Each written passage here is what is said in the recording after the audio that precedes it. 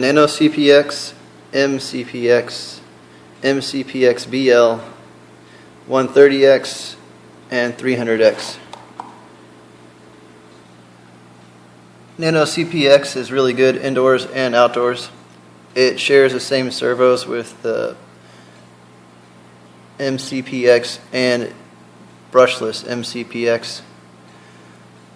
The feathering shaft here, if it's not just the right tightness, it will either do a toilet bowl effect or it'll have delayed response, which is annoying.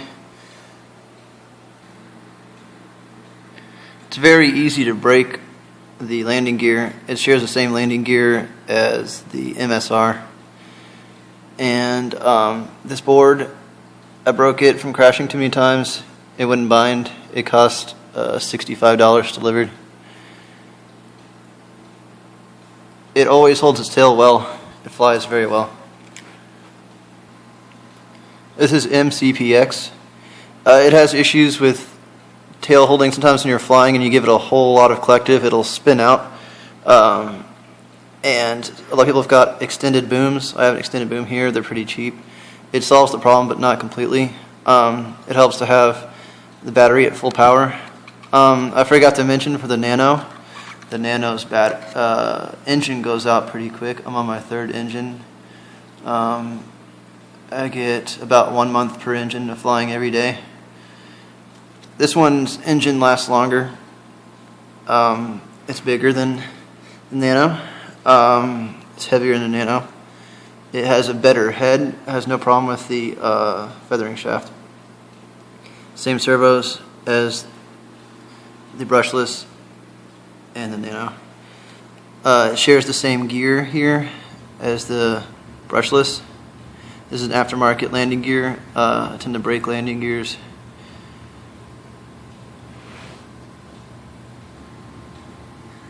This is the brushless mcpx. It has mostly different parts actually than the other ones. It shares the same gear and servos as the ones I did earlier. Brushless tail motor and main motor. The head is bigger. It has marks for when you're in center. It uses a bigger battery. This is a brushless battery. This is an mcpx battery. Note that if you have an mcpx, you can take 2 of its batteries and stack them and use a connector and use it in place of one of the brushless ones, which is great. The canopy is cooler on this one. It has bigger blades, slightly bigger overall. It has better, stronger landing gear. The board and the whole helicopter on this one are more expensive. I replaced the board and it was $85, I think. I had to replace the board because it came with a broken board. I bought it used. This thing is way more powerful than most of my helicopters actually. It's a very big difference from the mcpx brushed. It's so much more powerful. With that extra power, it gets a little bit of tail wag during flight, but only a few millimeters back and forth, or less than half an inch. And so the tail's kind of weird, but it flies amazing. The 130X is quite a bit bigger. It has bigger servos, or slightly bigger. It has, on its linkages, there's a bend that allows for crash resistance. The engine tends to get hot. I added heat sinks. The board is on the bottom. This board is also expensive like the brushless one. It's I think it's like $85 again. This one has a tail servo. It's shaft driven. There's a shaft in the middle of this small hollow carbon fiber tail. The tails are known for having vibration issues. I hear it's usually because of balancing the blades. The tail on this has to be adjusted just right. I had to slide the boom in and out, make sure it was all the way in. I had to make sure everything was set up just right. This has aftermarket micro heli right there. But It's hard to get it just right because there's so much playing with the tail. You have to get everything set up just right. I broke the tail in a crash and I had to replace it. But this thing flies like a larger heli. It has more weight.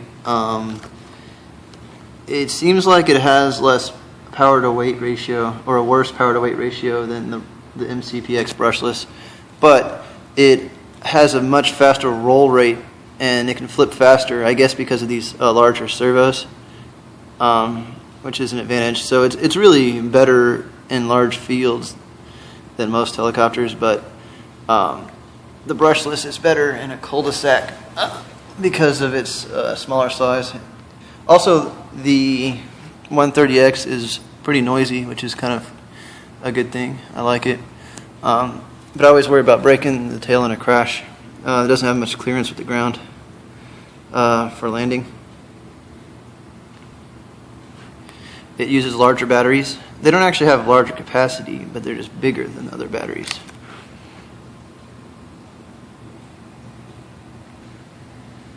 Then we have the 300X. Mine does not have the same flybarless AVX 2600, whatever it's called. It has an aftermarket gyro and aftermarket receiver, but it still flies really well. It flies better than all these other helicopters. It uses these small servos called 76, and it has a belt-driven tail.